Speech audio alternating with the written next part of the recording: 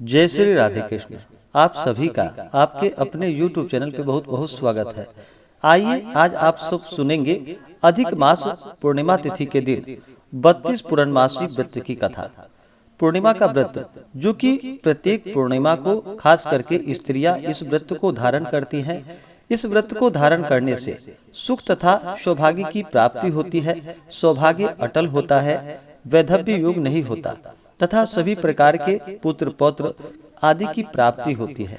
पूर्णिमा के व्रत में दिन भर उपवास रहते हुए विशेष प्रकार से भगवान शिव का पूजन किया जाता है, भगवान विष्णु का पूजन किया जाता है और फिर शाम को चंद्रोदय होने पर चंद्र देवता को कच्चे दूध का या जल का अर्घ्य प्रदान करना चाहिए।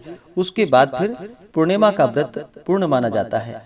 पूर्णिमा तिथि के दिन गंगा स्नान करना दान पुण्यों के कार्य करने का बड़ा ही विशेष महत्व माना गया है। और खास करके अधिक मास पूर्णिमा तिथि के दिन अधिक मास में, जो कि भगवान पुरुषोत्तम के पूजन का, भगवान श्री कृष्ण के पूजन का बड़ा ही विशेष महत्व होता है। अधिक मास में जितने भी पुण्य कार्य किए जाए या दान पुण्यों के कार्य किए जाते हैं, इसका कई गुना पुण्य फल प्राप्त होता है। वहीं पे अगर बुरे कार्य किए जाते हैं तो उसका भी फल अधिक होता है। तो पूर्णिमा तिथि के दिन जहाँ तक हो सके गंगा नदी में स्नान करें।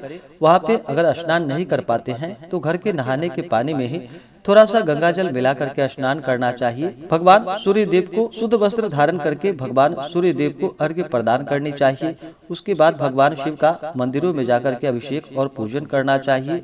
भगवान विष्णु का, भगवान सत्यनारायण का पूजन कथा श्रवण करनी चाहिए। भगवान श्री कृष्ण का पूजन करना चाहिए और फिर शाम को चंद्रोदय होने पर चंद्र देवता को अर्घ्य प्रदान करना चाहिए। इसके बाद फिर पूर्णिमा का व्रत पूर्ण माना जाता है। इस प्रकार से जो भी व्रत को धारण करते हैं सुख तथा सौभाग्य की प्राप्ति होती है। अगर आप अधिक मास पूर्णिमा तिथि के शुभ मुहूर्त व्रत महत्व पूजन के बारे में जानना चाहते हो तो उसका वीडियो हमारे चैनल पे अपलोड है, या हमारे वीडियो के एंड स्क्रीन में भी वीडियो का लिंक दिया गया है। आप उसके माध्यम से जानकारियां को प्राप्त कर सकते हैं। तो आइए सुनते हैं 32 पूर्णमासी व्रत की कथा। अगर आप पूर्णिमा तिथि के उपलक्ष्य में ब्राह्मण दक्षिणा, अन्नदान, वस्त्रदान आदि के लिए देना चाहते हो तो आप अपने श्रद्धा और सामर्थ्य के अनुसार हमें डिस्क्रिप्शन में जाकर के वहां से गूगल पे, फोन पे या अकाउंट नंबर के माध्यम से आप अपने श्रद्धा और सामर्थ्य के अनुसार हमें ब्राह्मण दक्षिणा प्रदान कर सकते हैं। तो आइए सुनते हैं 32 पूर्णमासी व्रत की कथा। तो बोलिए प्रेम से भगवान भोलेनाथ की जय, माता पार्वती की जय, श्री राधा कृष्ण की जय, लक्ष्मी नारायण भगवान की जय, पुरुषोत्तम भगवान की जय, सर्वदेवी देवता की जय। एक समय की बात है, द्वापर युग में कि मैया यशोदा ने भगवान श्री कृष्ण से कहा कि हे कृष्ण, तुम सारे संसार के उत्पन्न करता, पोषक तथा उसके संहार करता हो। आज कोई ऐसा व्रत मुझे कहो जिसके करने से मृत्यु लोक में स्त्रियों को विधवा होने का भय न रहे तथा यह व्रत सभी मनुष्यों की मनोकामनाएं पूर्ण करने वाला हो। तब भगवान श्री कृष्ण कहने लगे कि हे माता, आपने बड़ा ही सुंदर प्रश्न किया है। मैं आपसे ऐसे ही व्रत को सविस्तार कहूँगा। सौभाग्य की प्राप्ति के लिए स्त्रियों को 32 पूर्णमासियों का व्रत करना चाहिए। इस व्रत के करने से स्त्रियों को सौभाग्य संपत्ति मिलती है। यह व्रत अचल सौभाग्य को देने वाली एवं भगवान शिव के प्रति मनुष्य मात्र की भक्ति को बढ़ाने वाला है। यशोदा माता ने कहा कि हे कृष्ण, सर्वप्रथम इस व्रत को मृत्यु लोक में किसने किया था, इसके विषय में मुझे सविस्तार कहो।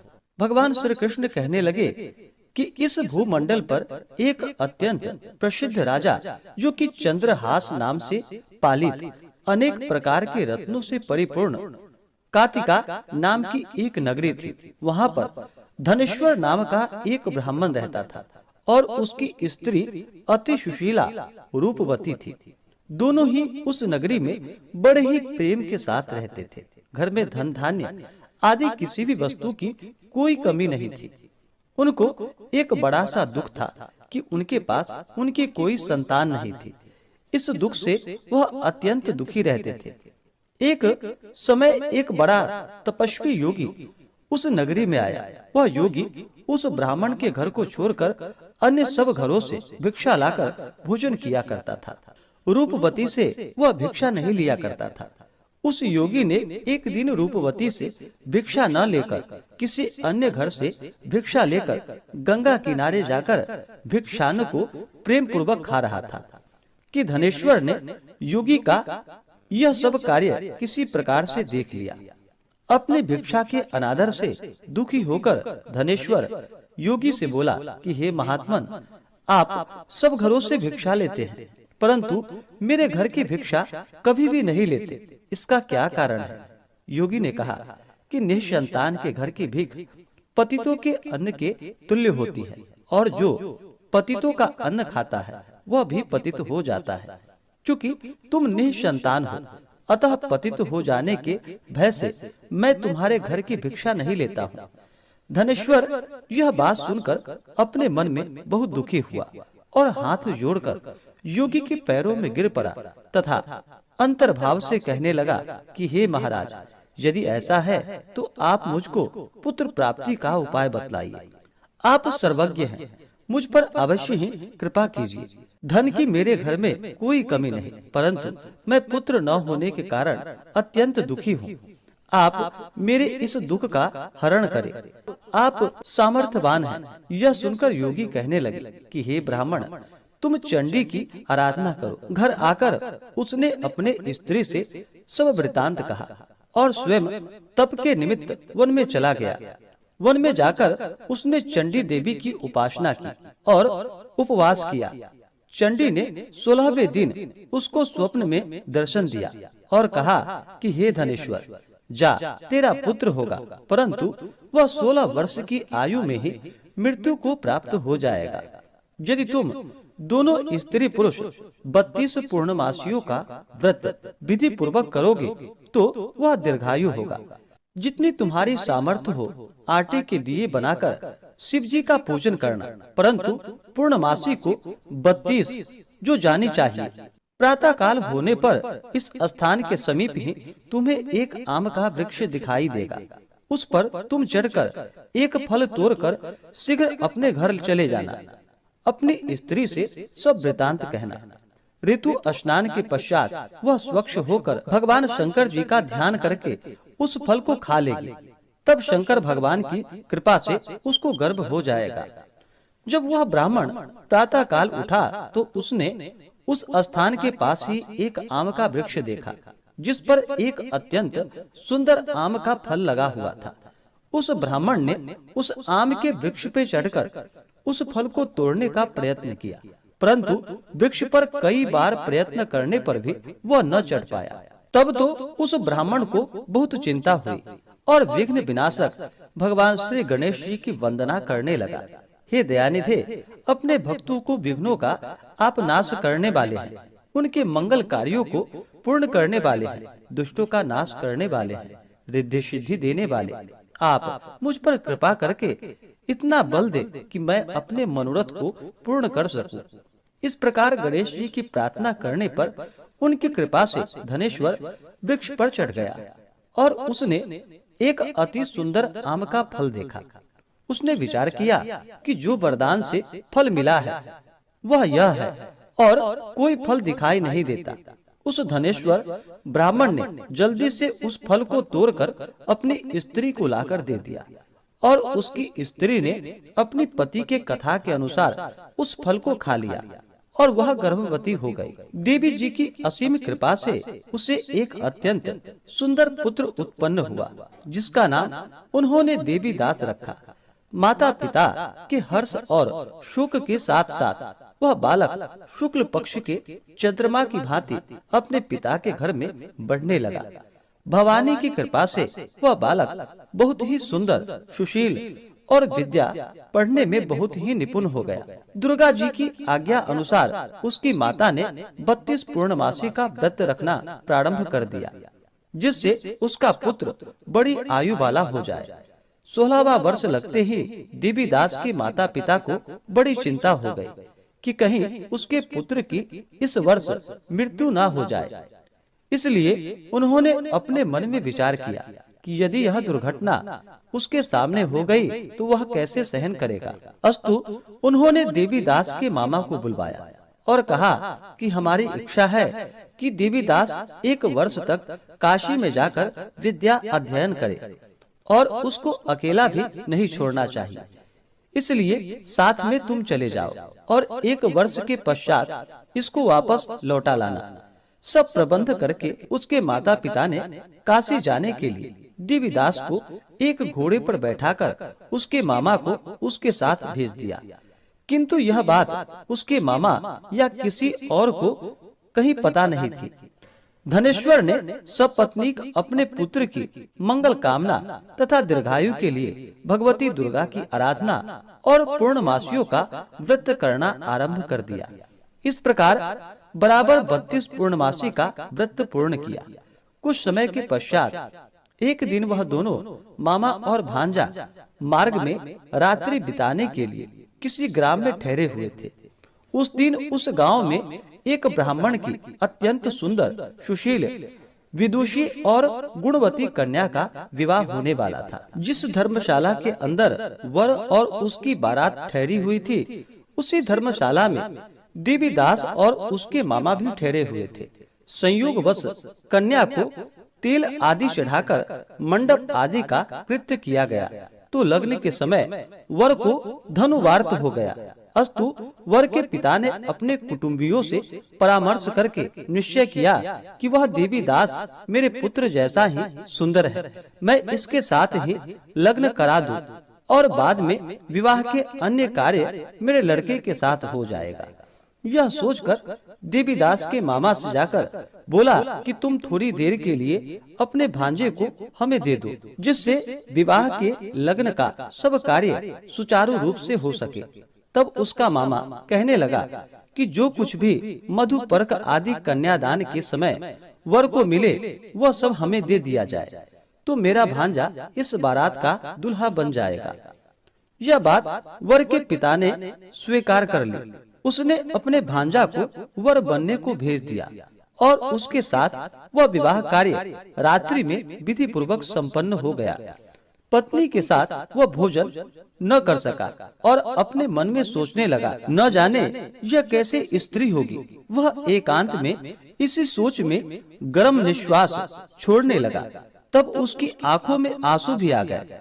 तब वधू ने पूछा कि क्या बात है, आप इतने उदास व दुखी क्यों हो रहे हैं। तब उसने सब बातें जो वर के पिता व उसके मामा में हुई थी उसको बतला दी। तब कन्या कहने लगी कि यह ब्रह्म विवाह के विपरीत हो कैसे सकता है। देव, ब्राह्मण और अग्नि के सामने मैंने आपको ही अपना पति बनाया है, इसलिए आप ही मेरे पति हैं। मैं आपकी ही पत्नी रहूंगी, किसी अन्य की कदापि नहीं। तब देवीदास ने कहा कि ऐसा मत करिए, क्योंकि मेरी आयु बहुत थोड़ी है। मेरे पश्चात आपकी क्या गति होगी, इस बातों को अच्छी तरह विचार लो। परंतु वह दृढ़ विचार वाली थी। बोली कि जो आपकी गति होगी वही मेरी गति होगी। हे स्वामी, आप उठिए और भोजन करिए, आप निश्चय ही भूखे होंगे। इसके बाद देवीदास और उसकी पत्नी दोनों ने भोजन किया तथा शेष रात्रि वे सोते रहे। प्रातः काल देवीदास ने अपने पत्नी को 3 नगों से जड़ी हुई एक अंगूठी दी, एक रुमाल दिया और बोला कि हे प्रिय, इसे ले लो और संकेत समझकर स्थिर चित्त हो जाओ। मेरा मरण और जीवन जानने के लिए एक पुष्प वाटिका बना लो, उसमें सुगंधी वाले एक नव मल्लिका लगा लो, उसको प्रतिदिन जल से सींचा करो और आनंद के साथ खेलो कूदो तथा उत्सव मनाओ। जिस समय और जिस दिन मेरा प्राणांत होगा ये फूल सूख जाएंगे और जब ये फिर हरे हो जाएं, तो जान लेना कि मैं जीवित हूँ। यह बात निश्चय करके समझ लेना, इसमें कोई संशय नहीं। यह समझाकर वह चला गया। प्रातः काल होते ही वहाँ पर गाजे बाजे बजने लगे और जिस समय विवाह के कार्य समाप्त करने के लिए वर तथा सब बाराती मंडप में आए, तो कन्या ने वर को भली प्रकार से देखकर अपने पिता से कहा कि यह मेरा पति नहीं है, मेरा पति वही है जिसके साथ रात्रि में मेरा पानी ग्रहण हुआ था। इसके साथ मेरा विवाह नहीं हुआ। यदि यह वही है तो बताए कि मैंने इसको क्या दिया। मधुपर्क और कन्यादान के समय जो मैंने भूषण आदि दिए थे उन्हें दिखाए, तथा रात में मैंने क्या गुप्त बातें कही थी वह सुनाए। पिता ने उसके कथानुसार वर को बुलवाया। कन्या की यह बातें सुनकर वह कहने लगा कि मैं कुछ नहीं जानता। इसके पश्चात लज्जित होकर वह अपना सा मुंह लेकर वहाँ से चला गया और सारी बारात भी अपमानित होकर वहाँ से लौट गई। भगवान श्री कृष्ण बोले कि हे माता, इस प्रकार देवीदास काशी विद्या अध्ययन के लिए चला गया। जब कुछ समय बीत गया तो काल से प्रेरित होकर एक सर्प रात्रि के समय उसको डसने के लिए वहाँ पर आया। उस विषधर के प्रभाव से उसके शयन का स्थान चारों ओर से विष की ज्वाला से विषैली हो गई, परंतु वृत्रराज के प्रभाव से उसको काट नहीं पाया, क्योंकि पहले ही उसकी माता ने 32 पूर्णमासी का व्रत कर रखा था। इसके बाद मध्याह्न के समय स्वयं काल वहाँ पर आया और उसके शरीर से उसके प्राणों को निकालने का प्रयत्न करने लगा, जिससे वह मूर्छित होकर पृथ्वी पर गिर पड़ा। भगवान की कृपा से उसी समय पार्वती जी के साथ भगवान शंकर जी वहाँ से आ गए। उसको मूर्छित दशा में देखकर माता पार्वती जी ने भगवान शंकर से प्रार्थना की कि हे प्रभु, इस बालक की माता ने पहले 32 पूर्णमासी का व्रत किया था, जिसके प्रभाव से हे भगवान आप इसको प्राण दान दे। भवानी के कहने पर भक्त वत्सल भगवान श्री शिव जी ने उसको प्राण दान दे दिया। इस व्रत के प्रभाव से काल को पीछे हटना पड़ा और देवीदास स्वस्थ होकर बैठ गया। उधर उसकी स्त्री उसके काल की प्रतीक्षा किया करती थी। जब उसने देखा कि उस पुष्प वाटिका में पत्र पुष्प कुछ भी नहीं रहे तो उसको अत्यंत आश्चर्य हुआ, और जब वह वैसे ही हरी भरी हो गई तो वह जान गई कि वह जीवित हो गए हैं। यह देखकर बहुत प्रसन्न मन से अपने पिता से कहने लगी कि पिताजी, मेरे पति जीवित हैं, आप उनको ढूंढिए। जब 16वां वर्ष व्यतीत हो गया तो देवीदास भी अपने मामा के साथ काशी से चल दिया। इधर उसे उसके ससुर उसको ढूंढने के लिए अपने घर से जाने वाले थे। वह दोनों मामा भांजा वहाँ पर उसी समय आ गए। उनको आया देखकर उसका ससुर बड़ा ही प्रसन्नता के साथ अपने घर में उसे ले गया। उस समय नगर के निवासी भी वहाँ पर इकट्ठे हो गए और सबने निश्चय किया कि अवश्य ही इस बालक के साथ इस कन्या का विवाह हुआ था। उस बालक को जब कन्या ने देखा तो वह पहचान ली और कहा कि यह तो वही है जो संकेत करके गए थे। तदुपरांत सभी कहने लगे कि भला हुआ जो यह आ गया, और सब नगरवासी ने आनंद मनाया। कुछ दिन के बाद देवीदास अपनी पत्नी और मामा के साथ अपने ससुर के घर से बहुत सा उपहार आदि लेकर अपने घर के लिए प्रस्थान किया। जब वह अपने गांव के निकट आ गया तो कई लोगों ने उसको देखकर उसके माता पिता को पहले ही जाकर सारी खबर बता दी। तुम्हारा पुत्र देवीदास अपनी पत्नी और मामा के सहित आ रहा है। ऐसा समाचार सुनकर पहले तो उन्हें विश्वास ही नहीं हुआ, किंतु जब और लोगों ने भी आकर उनकी बात का समर्थन किया तो उनको बड़ा आश्चर्य हुआ। लेकिन थोड़ी देर में ही देवीदास ने आकर अपने माता पिता के चरणों में अपना सिर रखकर उन्हें प्रणाम किया, और उसकी पत्नी ने अपने सास व ससुर के चरणों को स्पर्श किए। तो माता पिता ने अपने पुत्र और पुत्र वधू को अपने हृदय से लगा लिया और दोनों की आंखों में प्रेमाश्रु बहने लगे। अपने पुत्र और पुत्र वधू के आने की खुशी में धनेश्वर ने बड़ी भारी उत्सव किया और ब्राह्मणों को भी बहुत सी दान और दक्षिणा देकर ब्राह्मणों को संतुष्ट व उन्हें प्रसन्न किया। भगवान श्री कृष्ण जी कहने लगे कि इस प्रकार धनेश्वर 32 पूर्णमासियों के व्रत के प्रभाव से पुत्रवान हो गया। जो भी स्त्रियां इस व्रत को करती हैं वे जन्म जन्मांतर में वैधव्य का दुख नहीं भोगती और सदैव सौभाग्यवती रहती हैं। यह मेरा वचन है, इसमें कोई भी संदेह नहीं है। यह व्रत पुत्र पौत्रों को देने वाला तथा संपूर्ण मनोकामनाओं को पूर्ण करने वाला है।